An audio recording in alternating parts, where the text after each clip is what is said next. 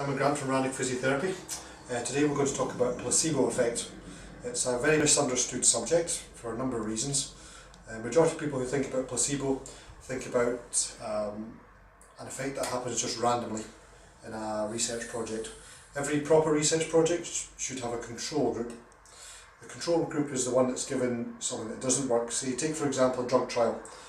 Within that drug trial there will be a group that has the actual drug and a control group who takes a placebo that has no drug in it.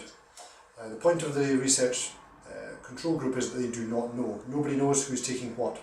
And so this makes it a randomised trial, so the results can be extrapolated to the effect of the actual medication.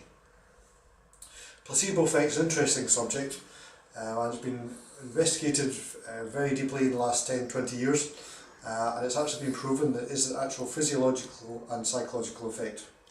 Some of these projects have included tests such as under hypnosis, a subject being touched on the forearm with a pencil. They've been told it's red hot poker and the skin blisters, has a physiological effect as if it's being burnt. How can you explain this? Other projects include things such as shoulder surgery and knee surgery. One group actually has the surgery, another group has a small incisions made as if they were having an arthroscopy, and this group has a similar effect as if they had the actual surgery. Again, how do you explain this? It can be explained by belief.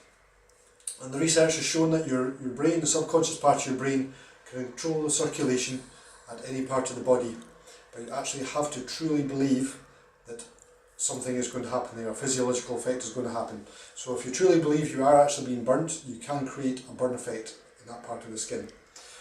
If you take this a bit further, that then means that your brain has exquisite control over the physiology of your body. You can create effects by thinking a certain way, and this can explain some of the effects of Buddhist meditation, Shaolin monks, and how they can control the body in very minute, extreme levels.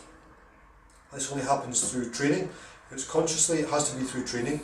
Hypnosis is obviously subconscious. Your brain's been tricked into believing something is happening, and there's that word again. It has to be belief. You have to actually believe that something is taking place in the body for the effect to happen. How does this extrapolate onto physiotherapy? As patients come in, some people believe they have an issue, even though they might not.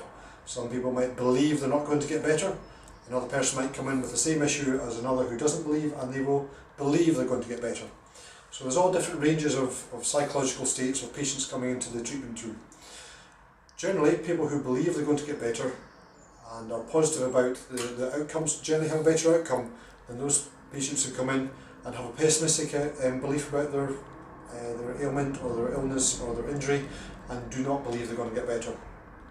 Generally, those clients will have a slow recovery and will not have as precise a result, as good a result at the end of the treatment. So belief is very, very important. So if you can have a positive belief for the outcome of the treatment, generally you will get better faster. This is a generalisation obviously, and this can be increased to things like meditation, visualisation, which you can practice daily. Now the way the brain works is through repetition. It loves repetition. This is how it develops skills, how it develops patterns of movement.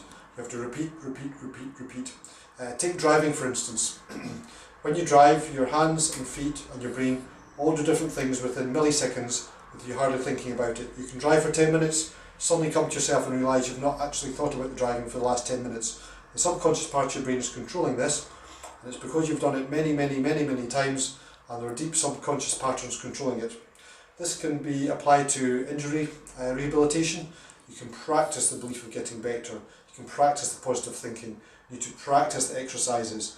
Practice, practice, practice, and that creates an effect. So to summarise, the way you think about an injury can have a massive effect on its outcome. You have to practice this way of thinking to wire your brain in a certain way. The same way you have to practice your exercises to get better.